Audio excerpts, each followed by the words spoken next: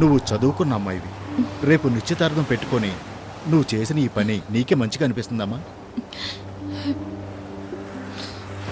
వాడు చెప్పినట్టుగా రేపన్న రోజున టీవీలో కానీ పేపర్లో కానీ న్యూస్లో కానీ వచ్చుంటే అప్పుడు మన కుటుంబ పరిస్థితి ఏమై ఉండేదమ్మా? ఆ అబ్బాయి ఏంటంటే 5 లక్షలే కదా అని అంత ఈజీగా అడిగేశాడు. ఆ 5 లక్షలు సంపాదించాలంటే ఎంత కష్టపడాలో తెలుసామా నీకు? నీకు ఒక మంచి జీవితం ఏర్పాటు చేసి ఇవ్వాలనే కదా మేమందరం కష్టపడుతున్నాం. అదెందుకమ్మా నువ్వు అర్థం చేసుకోకుండా నీ జీవితాన్ని నువ్వు నాశనం చేసుకుంటున్నావు?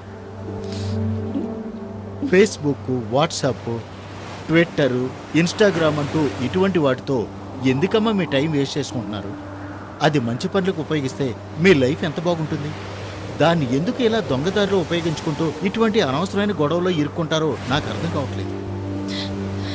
ప్రతిరోజు ఈ దేశంలో జరుగుతున్న సంఘటనలు చూస్తున్నప్పుడు ఎలా ఈ లైఫ్ని లీడ్ చేయగలమని ఆలోచిస్తున్నాను. అది కూడా ఒక అమ్మాయిని ఇంట్లో ఉంచుకొని. ఎక్కడ చూసినా మర్డర్లు, రేపులు అంటూ ఇదే కదా ఈ సమాజంలో జరుగుతుంది.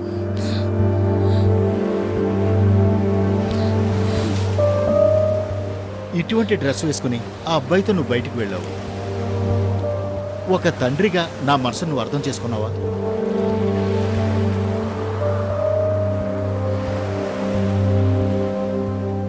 నేను చెప్పింది నువ్వు ఖచ్చితంగా అర్థం చేసుకున్నావని అనుకుంటున్నాను. Let's go. సారీ నాన్న.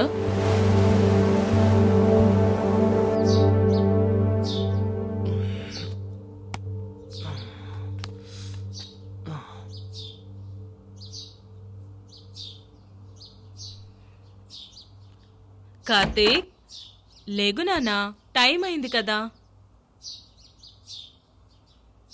కార్తీక్, రేయ్ లేవరా, పిల్లని చూడ్డానికి వెళ్ళాలని చెప్పాం కదా, ఇంకా పడుకునే ఉన్నావు. అరే పోమ్మా, ప్రతి నెల ఎవరో నచ్చని అమ్మాయినే చూపిస్తూ ఉంటావు.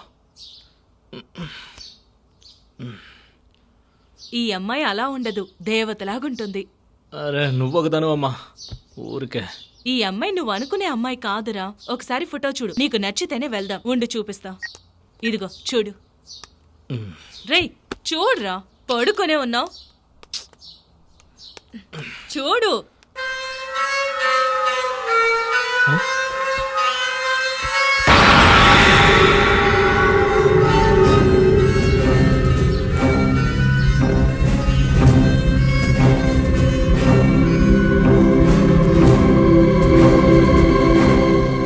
జూమ్ చేసి చూసే అంతలా నా కోడలు అందంగానే ఉంది కదా. అమ్మా పిచ్చిదానిలో మాట్లాడొద్దమ్మా, ముందు ఈ అమ్మాయి ప్రాణాలతో ఉందో లేదో తెలుసుకోమ్మా. నన్ను పిచ్చిదాన్ని అంటావేంట్రా? నువ్వే పిచ్చోళ్ళ మాట్లాడుతున్నావు. ఇప్పుడే 2 నిమిషాల క్రితం ఆ పిల్లతో ఫోన్లో మాట్లాడాను. అరగంట మాట్లాడింది. నీకు డౌట్ ఉంటే ఫోన్ కల్పిస్తాను, నువ్వు మాట్లాడు. ఆ అమ్మాయి మాట్లాడుతూ ఉంటే వింటూనే ఉండాలనిపిస్తుంది. మీరెప్పుడొస్తారు, మీకేం చేసి పెట్టాలని అడుగుతూనే ఉంది. ఎందుకురా నీ మైండ్ ఇలా తయారైంది? ముందు ఆ ఫోటో చూడరా, ఆ అమ్మాయి ఎంత అందంగా ఉంది. చెప్తూనే ఉన్నాను, ఇంకా ఏంట్రా ఆలోచిస్తున్నావు? రే రే రే ఏంటి ఏంట్రా చేస్తున్నావు? రే ఆగు. రే కార్తీక్ ఆగరా. కార్తీక్